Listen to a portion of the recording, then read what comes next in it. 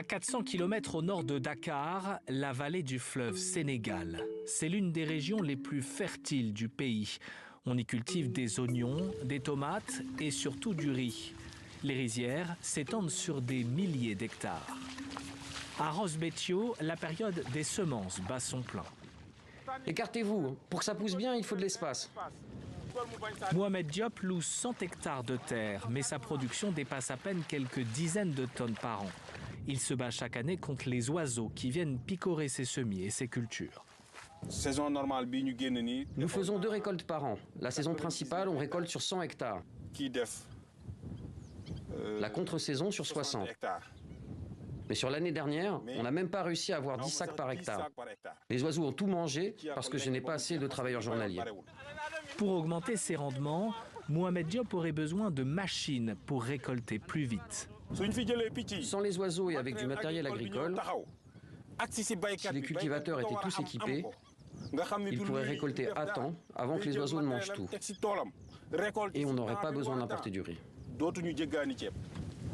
Ces dernières années, le gouvernement sénégalais a accordé des subventions pour moderniser la production. Ousseynou Ndiaye a pu acquérir cette moissonneuse-batteuse en 2016 grâce à une aide de 70 000 €. Elle permet de récolter 4 hectares de riz par jour, mais le changement climatique la rend déjà obsolète. Avec les plus précoces, on a des difficultés pour que cette machine, qui est équipée de pneumatiques, n'est pas en mesure d'assurer la récolte parce que les périmètres sont humides. Il nous faut des machines à chenilles.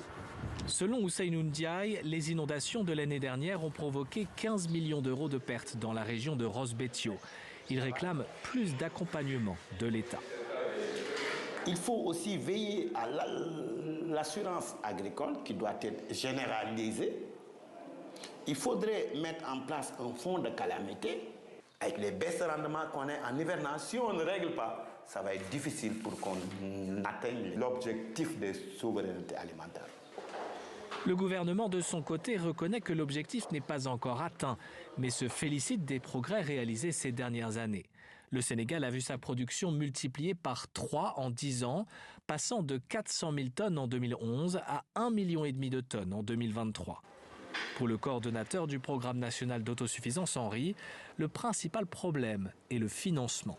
D'ici 2030, avec une mobilisation d'environ 1500 milliards, il est possible d'arriver à l'autosuffisance. Donc c'est possible, mais il faut que les ressources suivent. Et chaque fois qu'on tardera aussi à mobiliser ces ressources, la période de l'attente, bien sûr, va être repoussée, mais le coût aussi que cela va coûter va être beaucoup plus cher.